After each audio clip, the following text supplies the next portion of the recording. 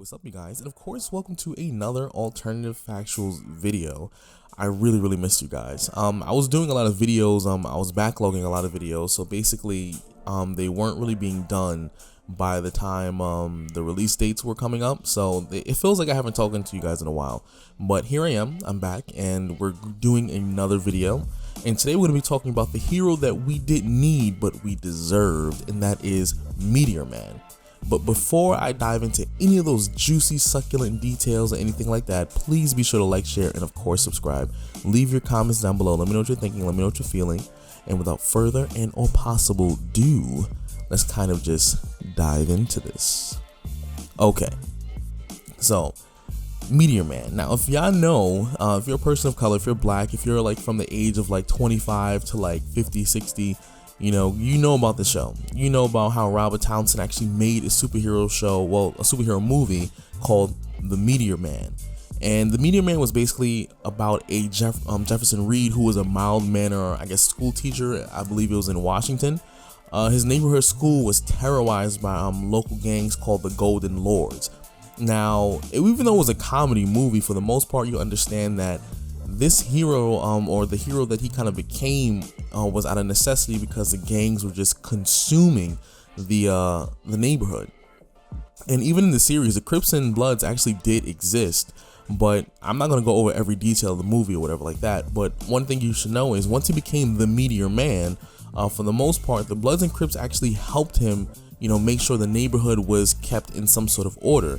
The only enemy he had in that neighborhood was basically the Golden Lords themselves, because one, they just thought that they wanted that power. The leader of the Golden Lords really thought that way as well. So what makes this really interesting is that even though this film in reality is considered a cult classic when it comes to the black community, because it had a budget of $30 million, but then it only grossed about $8 million domestically, which means it was a huge flop.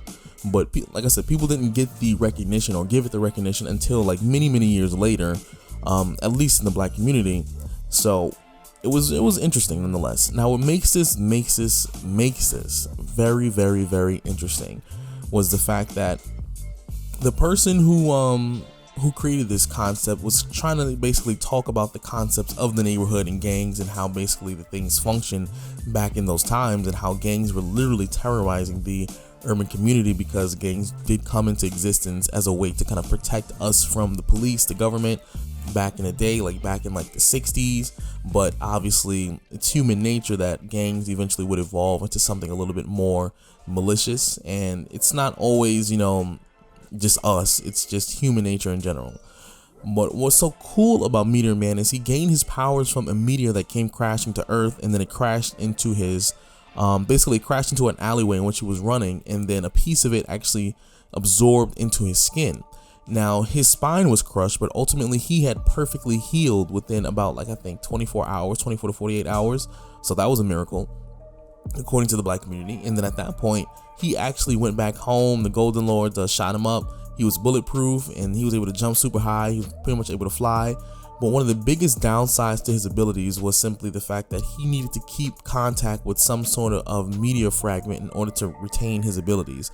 So they didn't last a really long time. He would gradually get weaker the longer he stayed away from a meteor fragment. So once he absorbed it, he'll be in peak abilities for a certain amount of time, and then after that, his abilities will begin to drain slowly. So he wouldn't be as powerful, like, let's say, the last week of him having his abilities. He would still be relatively bulletproof, but the bullets would kind of pierce his skin a little bit, but it wouldn't go all the way through.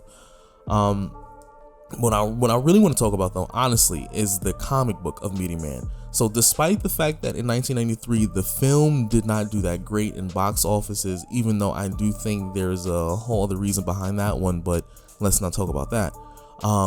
Marvel actually decided to pick up this whole superhero movie and turn it into a 6-issue limited series. It was written by Bert B. Hubbard and Dwight D. Coy, and it was illustrated by Robert Walker. So this came out in 1993, August of 1993, so it came out pretty much that same year. And what they listed as his abilities, what was actually shown in the movie as well, was he had superhuman strength, speed, and hearing. He had flight, x-ray vision / laser vision, super breath, invulnerability, telekinesis, healing powers, weather manipulation, ability to communicate with dogs, temporarily absorb a book's content via physical contact, and imbue fertility. So y'all understand, like, Meteor Man was crazy powerful. So he had not only the basic abilities of like Superman or Martian Manhunter with his superhuman strength, speed, hearing, and flight, with the whole Superman X-ray vision and laser vision thing and his super breath, but he had invulnerability. He had telekinesis. Now, the upper levels of his telekinesis was never really truly explored in the 6-issue limited series. But based on what we've seen in the book, it's possible that when he's fully stocked up on a meteorite, he actually can do some pretty powerful things with his telekinesis. His healing abilities can literally bring someone from the brink of death. And we've seen that in the movie, not just with the dog, but the fact of the matter is in the comic book, they showed it as well. He was able to bring someone who is literally seconds away from dying and bring them all the way back and heal them, and they're fully recovered with no side effects. That's out of control as well. Weather manipulation. You're telling me you have a character who can do the same things as Storm, maybe not to the same degree, maybe not to the same, level of power, but we don't truly know the upper limits of that ability either. Remember, this is like a 6-issue limited series. We don't know the totality of his abilities at all. We don't. We just know the abilities he has. We've never seen him go completely all out 100% strength if he was fully flushed with the abilities from the meteorite. We don't know. They said the ability to talk with dogs. I think that was just more of a comedic thing with the movie. So that might be a situation where he might be able to talk to animals in general, but that we don't know that for sure. That's just me speculating at this point.